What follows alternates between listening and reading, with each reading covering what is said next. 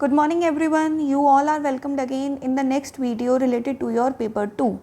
This is Simran from the side of team Achieve CAPF और आज के lecture में हम एक बहुत ही फेमस मैटर, एक बहुत ही important geopolitical matter that is the strategic challenges for India amid escalating Iran US conflict. ठीक है, इसको देखने वाले हैं, that too in an essay format. इससे पहले जो आपकी वीडियो गई थी दैट वाज एन आर्ग्यूमेंट. ठीक है, वो आपका क्या था, वो एक आर्ग्यूमेंट था. किस टॉपिक के ऊपर था वो argument? That argument was based on SIR, special intensive revision, a very important exercise जो कि करेंटली पूरे throughout the India roll out हो रही है. It is conducted by the election commission of India. ठीक है, इसमें वेरियस बॉडीज़, गवर्नमेंट बॉडीज़ है ना, स्टेट लेवल की, लोकल लेवल की, सभी इन्वॉल्व हैं and there is a debate going around it कि ये कितनी सही है और कितनी गलत है. देखो, सही तो ये है ना, इलेक्टोरल रिफॉर्म्स के लिए अगर इतना बड़ा स्टेप लिया गया है तो वो सही ही है, बट इसकी कुछ बहुत सारी शॉर्टकमिंग्स हैं जिनके अराउंड एक डिबेट चल रही है. इसीलिए हमने इसके ऊपर एक आर्ग्यूमेंट प्रैक्टिस किया था. बट मैंने आपको ये भी बोला था कि आर्ग्यूमेंट के साथ साथ आपको एक रिपोर्ट भी इसके अराउंड रेडी कर लेनी है कि पूरी की पूरी एक्सरसाइज जो है वो किस तरीके से रोल आउट हो रही है इंडिया में. रिपोर्ट भी आ सकती है ना इसके ऊपर में. मैंने आप लोगों को कमेंट करने के लिए भी बोला था, बट मुझे नहीं लगता कि आप में से कोई भी इस पूरी एक्सरसाइज को कॉम्प्रिहेंसिवली प्रिपेयर करके बैठा है.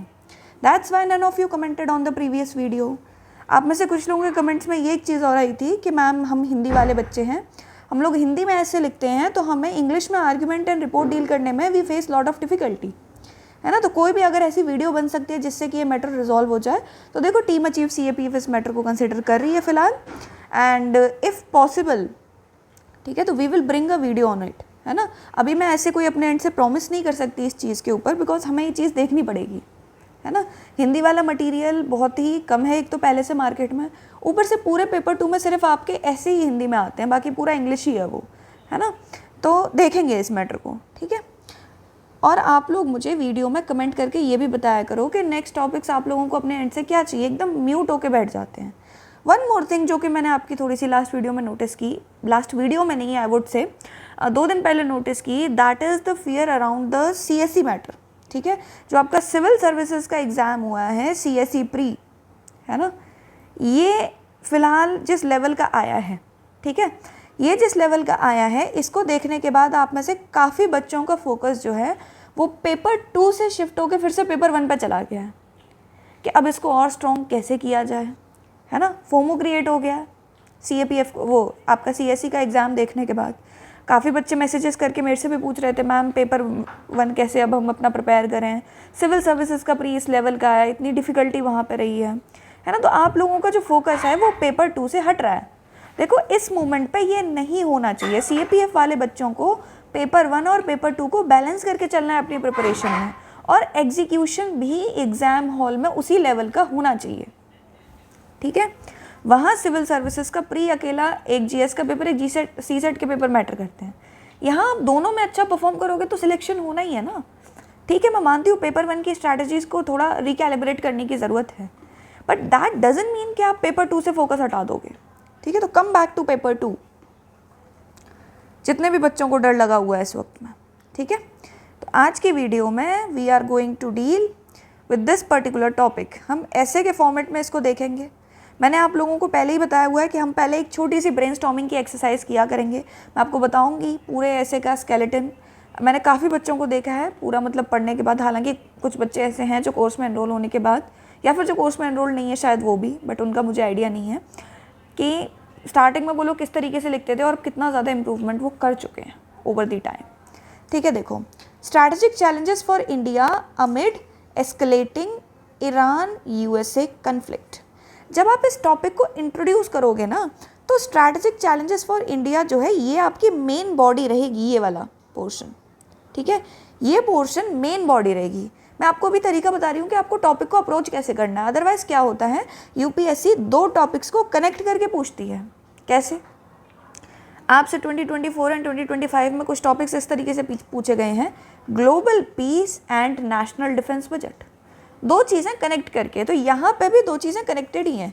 इंडिया के लिए चैलेंजेस, दूसरा ईरान एंड USA का कन्फ्लिक्ट. तो जो इंट्रोडक्शन होता है ना, वो हमेशा इस वाले से लेना है आपने. ईरान यूएसए कन्फ्लिक्ट, मतलब दोनों में से कौन सा कंपोनेंट पहले आया। अब अगर मैं बात करूँ ग्लोबल पीस की और national defence of India budget का जो टॉपिक आपका आया था, तो उसमें आप किसी से भी ओपन अप कर सकते हो, है ना। मेरी मानो तो वहाँ पे आप जो इंडिया का नेशनल डिफेंस बजट है, ठीक है, उससे शुरू कर सकते हो, उससे रिलेटेड डेटा, सिप्री की रिपोर्ट्स, ठीक है, वहाँ से स्टार्ट कर सकते हो। लेकिन इस टॉपिक में आपको इंट्रोडक्शन वहाँ से देना है कि कौन सी चीज़ पहले हुए। ईरान और यूएसए का वॉर पहले होता है, ये कन्फ्लिक्ट पहले इमर्ज होता है, उसके बाद ही इंडिया के ऊपर कुछ चैलेंजेस आते हैं ना। अब आप लोगों को ये बात यहाँ पे सुनने में बहुत छोटी सी लगती है, लेकिन जब आप लोग ऐसे लिखते हो ना, आप लोग डायरेक्ट यहाँ से शुरू कर सकते हो, यहाँ से शुरू कर देते हो स्ट्रैटेजिक चैलेंजेस फॉर इंडिया।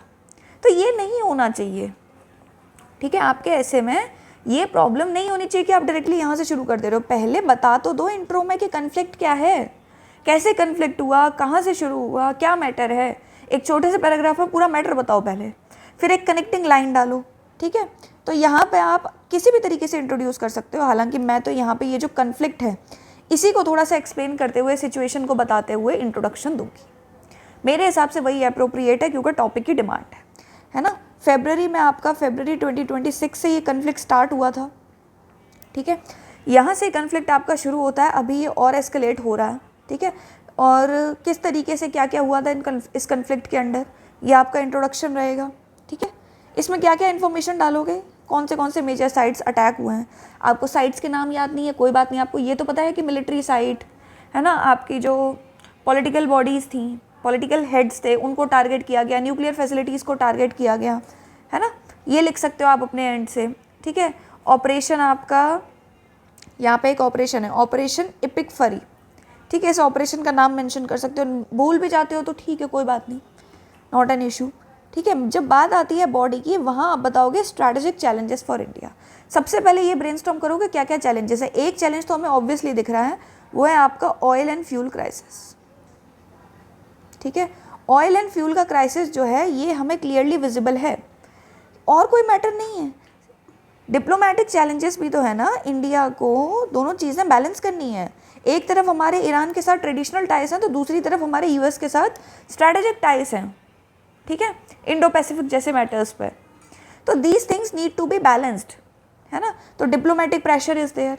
फिर इंडियन डायस्पोरा नहीं रहती है क्या मिडिल ईस्ट में, Indian diaspora is also there, उसका क्या होगा, है ना। उनके लिए क्या चैलेंजेस हैं। मैरीटाइम इनसिक्योरिटी या फिर मैरीटाइम थ्रेट नहीं बढ़ रहा है क्या इंडिया के लिए, बढ़ रहा है। ट्रेड पे प्रेशर है, ठीक है। पूरी इकोनॉमी पे एज अ होल क्या प्रेशर आ रहा है, इन्फ्लेशन बढ़ रही है हमारी कंट्री में। जीडीपी की जो प्रोजेक्टेड ग्रोथ रखी थी आईएमएफ ने 7.4% के अप्रॉक्स में, वो अब डिपो के 6.5% के अप्रॉक्स में दिखाई दे रही है ना। तो ये आपको होलिस्टिकली कवर अप करना है, ये आपके मेन पॉइंट्स होने चाहिए। मल्टीपल चैलेंजेस आपको बताने हैं। एक बात ये है कि इसमें से कुछ चैलेंजेस ऐसे होंगे जिन्हें आप ज़्यादा एक्सप्लेन करोगे, जैसे ऑयल और फ्यूल का मैटर है, बड़ा मैटर है, ये ज़्यादा एक्सप्लेनेशन डिमांड करता है। ट्रेड डेफिसिट का, फॉरेक्स का, डेप्रिशिएटिंग इंडियन रुपी की बात हो गई, है ना। बड़ा मैटर है, ज़्यादा एक्सप्लेनेशन मांगता है। डिप्लोमेटिक मैटर है, बड़ा मैटर है ज़्यादा। लेकिन ये जो डायस्पोरा वाला मैटर हो गया, मैरीटाइम इनसिक्योरिटी वाला मैटर हो गया, फिर इस सिचुएशन का फ़ायदा कुछ प्रॉक्सी ग्रुप्स उठाते हैं टू क्रिएट रीजनल इंस्टेबिलिटी, ठीक है। उस मैटर को, वो भी मतलब मैटर बड़ा ही है, लेकिन आप उसको 2 लाइन में भी लिख के छोड़ दोगे तो भी एग्जामिनर समझ जाएगा। तो कुछ चैलेंजेस ऐसे हैं जो ज़्यादा एक्सप्लेनेशन, ज़्यादा डेटा एंड एग्जाम्पल्स डिमांड करते हैं। कुछ ऐसे हैं जिन्हें सिर्फ मेंशन करके छोड़ दो, क्योंकि आपको वर्ड लिमिट से एडर भी करना है, आपको गिवन टाइम में पेपर भी पूरा करना है, आपको सॉल्यूशंस भी देने हैं, है ना। इंडिया ने क्या स्टेप्स लिए हैं वो भी लिखने हैं, ठीक है। क्लियर हो गया। ये आपका मेन स्केलेटन होता है ऐसे का। इसके ऊपर आपका क्या होता है, इसके ऊपर आता है वैल्यू एडिशन। वैल्यू एडिशन जैसे ऑयल एंड फ्यूल की बात जब मैंने करी, मैं यहाँ पे अलग से दिखाती हूँ। जब मैं ऑयल एंड फ्यूल की बात कर रही हूँ तो ऑयल एंड फ्यूल में आपको इतना डेटा तो पता होना चाहिए कि पहले ऑयल के प्राइसेस कितने थे, 50 to 60 डॉलर पर बैरल के अप्रॉक्स थे। अब ये 109 के अप्रॉक्स आ गया, बीच में ये 120 भी टच किया था, ठीक है। इतना भी इसने हिट किया था, 109 के अप्रॉक्स से फिलहाल है, ठीक है। क्लियर हो गया इतना, फाइन, है ना। तो ये वो डेटा है जो कि आपको ऐड करना है यहाँ पर, है ना। तो ये वैल्यू एडिशन के पॉइंट्स होते हैं। फिर इन्फ्लेशन इंडिया में कितनी हो सकती है, फिलहाल इन्फ्लेशन कितनी है, 2.4% के अप्रॉक्स थी। बढ़ के कितनी हो सकती है, ये 4.4% के अप्रॉक्स हो सकती है। ये एक और वैल्यू एडिशन का पॉइंट हो गया। जो ऊपर मैंने आपको पॉइंट्स बताया वो बेसिक स्केलेटन है, ये वैल्यू एडिशन है, ठीक है, ये आपने बता दिया। फिर इंडिया की कितनी क्रूड परसेंटेज जो है हम इंपोर्ट करते हैं, फिर आपका क्या बोलते हैं स्ट्रेट ऑफ हॉर्मूज से कितना परसेंट जो आपका ऑयल ट्रेड है वो निकलता है, ठीक है, ये चीज़ आपको वैल्यू एडिशन के थ्रू बतानी है। इंडियन रुपी कितना डेप्रिशिएट हो गया है, ये भी आपको वैल्यू एडिशन के थ्रू बताना है। डिप्लोमेटिक प्रेशर में चाबार पोर्ट जैसे प्रोजेक्ट्स हो गए, ठीक है, INSTC जैसे प्रोजेक्ट्स हो गए, है ना, इन चीज़ों को स्पेसिफिकली मेंशन करके एग्जांपल्स देख के आपको वैल्यू एडिशन करनी है, ठीक है। लास्टली आपका आ जाएगा गवर्नमेंट ऑफ इंडिया ने क्या स्टेप्स फॉलो किए हैं इस पूरी प्रॉब्लम को एट प्रेजेंट केटर करने के लिए, और क्या वे फॉरवर्ड होना चाहिए ताकि इन फ्यूचर हम ऐसे शॉक्स से बचे रहें, ठीक है। क्लैरिटी हो गई एकदम। चलो अब हम मूव करते हैं अपने एक्चुअल ऐसे की तरफ। देखो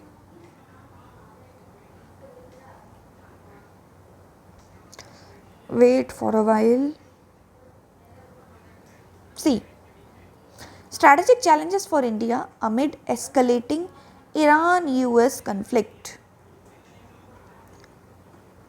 ठीक है। देखो मैंने यहाँ पे एक कोट डाली है, आप चाहो तो कोट का इस्तेमाल इसमें कर भी सकते हो, बेटर कोट आपके पास हो तो वो भी डाल सकते हो। मेरे एंड से मुझे ये काफ़ी सूटेबल लगी, ठीक है। Peace is not absence of conflict, it is the ability to handle conflict by peaceful means, ठीक है। ये जो आपकी कोट है ये डायरेक्टली इंडिया के स्ट्रैटेजिक चैलेंजेस को इंडिया कैसे डील कर रहा है उससे रिलेट करती है। ये बेसिक आइडियोलॉजी को बताती है कि इंडिया जब ऐसे चैलेंजेस के साथ डील कर रहा है तो बेसिक आइडियोलॉजी उसके पीछे क्या रख रहा है, पीसफुल मीन्स से ही हम इस कन्फ्लिक्ट को, इन कन्फ्लिक्ट्स को या फिर इनसे आने वाले आफ्टर इफेक्ट्स को हैंडल करेंगे, ठीक है। तो ये आपको मेंशन करनी है, रोनाल्ड रीगन की कोट है। ऑन अभी आपका यहाँ से लेके यहाँ तक ही इंट्रो आता है। ऑन February 28, 2026 यूनाइटेड स्टेट्स, आपको 28 याद नहीं रहता कोई बात नहीं, February 2026 याद है, इतना तो याद रहेगा। United States along with Israel launched a major war against Iran code named as operation epic fury, ठीक है। The military installations, nuclear sites, high profiles including the supreme leader were attacked. This escalating war has put immense pressure on the India's forex reserves, economy and the consumers, ठीक है। आपने holistically एक coverage दिखाई है यहाँ पे पूरा बता के, है ना। ये अब क्या हो गई, ये लास्ट वाली, ये वाला जो पोर्शन है, this is your connecting line. Next comes recently India's finance minister highlighted 3Fs, these are the 3F challenges, ठीक है, जो किसने मेंशन किए हैं, आपके finance minister Nirmala Sitharaman madam ने बजट में मेंशन किए थे ये चीज़ कि इंडिया के लिए ये 3 चैलेंजेस रहेंगे, these 3Fs, fuel, oil prices, LPG cylinders, fertilisers, ठीक है। फर्टिलाइजर्स भी तो हम इम्पोर्ट ही करते हैं ना, आपका यूरिया करीब 90% इम्पोर्ट होता है। Then comes your forex reserves, ठीक है। इन दो की वजह से ये डिप हो रहा है। The price of Brent crude rose to 109.03 per barrel, dollar per barrel, which may increase inflation to 4.4%. And India, being the world's third largest consumer of oil, imports almost 85% of the crude needs, ठीक है। आपने data के through बताया कि हम कितना import कर रहे हैं, है ना। प्लेन लाइन लिख दोगे ना कि इंडिया के ऑयल जो प्राइसेस हैं बढ़ रहे हैं तो उसकी वजह से इंडिया का फॉरेस्ट रिजर्व, आप मान लो कि आप 85% इंपोर्ट करने की जगह सिर्फ 10% ही इंपोर्ट कर रहे होते तो इस वॉर का ऑयल प्राइस में कितना बढ़ गया है, इस चीज़ का कोई मेजर इम्पैक्ट आपके ऊपर आने वाला था। उतना इम्पैक्ट नहीं आता जितना कि 85% के केस में आ रहा है, ठीक है। तो डेटा इसलिए इंपॉर्टेंट हो जाता है आपकी बात को जस्टिफाई करने के लिए, वैल्यू एडिशन के लिए। The pressure of this rice, एक तरफ आपने पूरी सिचुएशन बताई कि क्या इम्पैक्ट आ रहा है और कितना इम्पैक्ट आ रहा है, फिर आप बताओगे कि इसके आफ्टर इफेक्ट्स, कंसिक्वेंसेज क्या आ रहे हैं, वो भी हम साइड बाय साइड मेंशन करते चल रहे हैं। Of this rise can be seen on the forex reserves, depreciation of rupee and the government subsidies on fertilisers. The economy has also faced crunch of LPG cylinders, ये भी आपने बता दिया। Apart from the economic pressure, ठीक है, ये एक type का प्रेशर आपने पूरा कवर अप कर दिया, किस चीज़ पे, फ्यूल का, फॉरेक्स के ऊपर, कंज्यूमर्स के ऊपर। आपको शॉर्ट में ही बताना है क्योंकि आपको बाकी चैलेंजेस भी बताने हैं, फिर आपको सॉल्यूशंस भी देने हैं, तो ज़्यादा स्ट्रेच नहीं करना, ठीक है। एक ही पैराग्राफ में क्लोज कर दिया यहाँ पर। Apart from the economic pressure, diplomatic challenges like balancing India US ties regarding Indo Pacific along with the historical ties with Iran, ये बैलेंस भी करना है इंडिया को। India stakes in Chabahar port and the connectivity to central Asia is under pressure, and एक और point लिख सकते हो, या तो अंडर प्रेशर पे ही खत्म कर दो या फिर it may trigger sanctions from the west, है ना। यूएस की तरफ से बार बार ये प्रेशर आ रहा है कि रशिया से आप ऑयल इंपोर्ट्स कट करिए, यूएस से वो इसके साथ ईरान के साथ आप अपना जो ट्रेड है उसको कट करिए, ठीक है। तो इन चीज़ों को बैलेंस करना है इंडिया को, ओवरऑल जो डिप्लोमेटिक प्रेशर इंडिया के ऊपर है। फिर इसराइल के साथ में हमें अपने रिलेशंस मेंटेन करने हैं। अभी अभी पीएम मोदी ने विजिट दी थी इसराइल में, ठीक है। Indian trade depends heavily on Arabian sea route. अब आप मैरीटाइम सिक्योरिटी पे आ रहे हो। The rise in maritime threats due to war has led to rise in shipping cost, shipping insurance cost, increased delivery time and has left sea lanes unsafe for transit, ठीक है। Piracy attacks हो रहे हैं बहुत सारे। At the same time millions of Indians, करीब 9 से 10 million Indians, they are the residents in Gulf countries, are facing job losses, threats of missile attacks, large scale evacuation. This may lead to decline in remittances. इससे क्या हो सकता है, आपकी जो remittances हैं वो डिप हो सकती हैं। तो आप क्या कर रहे हो, आप सिचुएशन भी बता रहे हो, आपने इंडिया के लिए स्ट्रैटेजिक चैलेंजेस जो हैं आपने वो भी बताए, थोड़ा बहुत डेटा से आपने अपनी बात को सब्सटैंशिएट भी किया, अपने पॉइंट्स को सब्सटैंशिएट भी किया, देन आपने कंसिक्वेंसेस भी बताए हैं। दिस रीजनल इंस्टेबिलिटी में strengthen proxy militant networks and cyber warfare spill over, ठीक है। ये आपका लास्ट हो गया। इसके अलावा भी आपको कुछ और चैलेंजेस याद आ रहे होंगे, तो वो चैलेंजेस आपके इन्हीं चैलेंजेस का सब पार्ट हो सकते हैं। हो सकता है आपको बहुत सारा डेटा ब्रेनस्टॉर्म हो रहा हो, but I would suggest you कि आप थोड़ा सा सिलेक्टिव हो के यहाँ पे डेटा लिखें, क्योंकि स्पेस, वर्ड लिमिट, आपके ऊपर बहुत सारी लिमिट्स हैं, ठीक है। लास्ट पेज जो हमारे पास रहता है उसको हम कंप्लीटली डिवोट कर देते हैं गवर्नमेंट ने क्या सॉल्यूशंस लिए, वे फॉरवर्ड एंड कंक्लूजन की तरफ, ठीक है। How ever the government of India has diversified it's oil import basket. कौन सी कंट्री के साथ किया है, Russia, USA, and the basket Spence across Saudi Arabia के साथ भी कर रहे हैं, इराक के साथ भी कर रहे हैं। एडिशनली, है ना, ये तो आपने गवर्नमेंट ने क्या स्टेप ले लिया वो बता दिया, आपने साथ में एक वे फॉरवर्ड भी दे दिया सेम प्रॉब्लम के लिए। India needs to expand its strategic oil reserves, खुद के ऑयल रिजर्व्स होने चाहिए, खुद का प्रोडक्शन बढ़ना चाहिए। एक्सेलरेट ई व्हीकल ऑप्शन, ई व्हीकल्स की utility, promote green hydrogen and solar energy, ताकि हम अपनी कंट्री को एनर्जी सिक्योर कर सकें, ठीक है।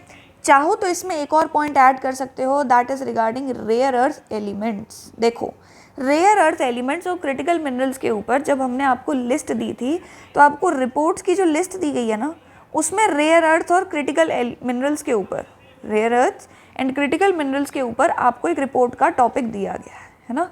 और यही क्वेश्चन आपका rare earth and critical minerals के ऊपर सिविल सर्विसेज के प्री में आ गया, क्योंकि ये बहुत ज़्यादा न्यूज़ में था। मैंने आपको विजन की मैगजीन में भी पढ़ाया था कि 90% of the supply chain is in the hands of China, ठीक है। इंडिया जो है वो बल्क मिनरल्स जो होते हैं आपके, आयरन हो गया, कोल हो गया, उस मामले में सेल्फ सफिशिएंट है टू सम एक्सटेंट। कुछ मिनरल्स में तो 100% सेल्फ सफिशिएंट है वो, लेकिन when it comes to critical minerals, when it comes to rare earths, हमारे पास सिर्फ 10% है, 90% वी आर इम्पोर्ट डिपेंडेंट, वो भी अपने एक हॉस्टाइल नेबर पे, ठीक है। Supply chain is very fragile here, है ना, स्ट्रैटेजिक प्रेशर हो सकता है, सोवरेनिटी के लिए it could be a threat. तो क्वेश्चन आ गया, इसी तरीके से फर्दर भी आ सकता है, ठीक है। चलो आगे देखते हैं। ऑन द डिप्लोमेटिक फ्रंट, अब आपने डिप्लोमेटिक वाले का भी सॉल्यूशन दिया है। India has abstained from taking open side and can promote dialogue through BRICS और SCO. India has signed defence deals. India क्या कर रहा है, ये आपका एक वे फॉरवर्ड होगा कि इंडिया जब बार बार ऐसे वॉर्स अपने अराउंड देखता है तो उसको अपनी डिफेंस को मॉडर्नाइज करना चाहिए और स्ट्रॉन्ग करना चाहिए। तो फ्रांस के साथ अभी भी हमने डील किया ना, 110 राफेल्स हमने मंगवाए हैं, शायद 110 से 114 तक, और एफटीए साइन किया है विद यूरोपियन यूनियन, ठीक है, to diversified its trade and secure global supply chains, ठीक है। The expansion of rupee based settlements की बात हम कर रहे हैं, रशिया के साथ ऑयल ट्रेड कर रहे हैं तो रुपी में सेटल करने की कोशिश है। एंड स्ट्रेंथनिंग आत्मनिर्भर भारत, ठीक है, कैन गिव मोर सिक्योरिटी। इसी के साथ साथ जब बात आती है मैरीटाइम रूट्स की, ठीक है, तो आपको अब अपने रूट्स जो हैं वो अभी की सिचुएशन के हिसाब से भी ऑल्टरनेट रूट चाहिए और वही ऑल्टरनेट रूट इन फ्यूचर भी सिक्योर्ड रहे। हम स्ट्रेट ऑफ हॉर्मूज पर ज़्यादा डिपेंड नहीं हो सकते क्योंकि मिडिल ईस्ट एक ऐसी जोन है जो हमेशा अनस्टेबल ही रहती है, ठीक है।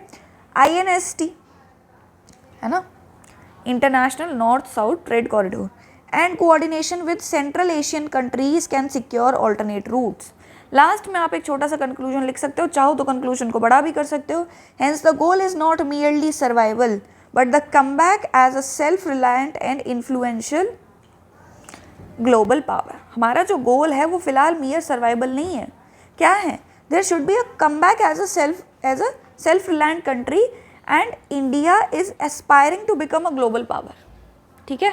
तो ऐसी सिचुएशन में हम अपनी रेजिलियंस डेमोन्स्ट्रेट करके पूरे वर्ल्ड के सामने खुद को एक स्ट्रॉन्ग ग्लोबल पावर दिखा सकते हैं। क्लियर हो गया पूरा ऐसे यहाँ तक, ठीक है। So this is all for today. इस टॉपिक के लिए आपका इतना सफिशिएंट था। आपको कुछ और पॉइंट्स अपने एंड से वैल्यू एडिशन में डालने हैं तो आप नीचे कमेंट सेक्शन में ज़रूर बताना। अगला टॉपिक क्या लाना है ये भी मुझे कमेंट सेक्शन में बता देना, जिसको जो भी चाहिए, ठीक है, ताकि मैं जल्दी से जल्दी वीडियो ला सकूँ। We are left with just 50 days, वो भी ऐसा CSE का पेपर देखने के बाद, ठीक है। Thank you so much.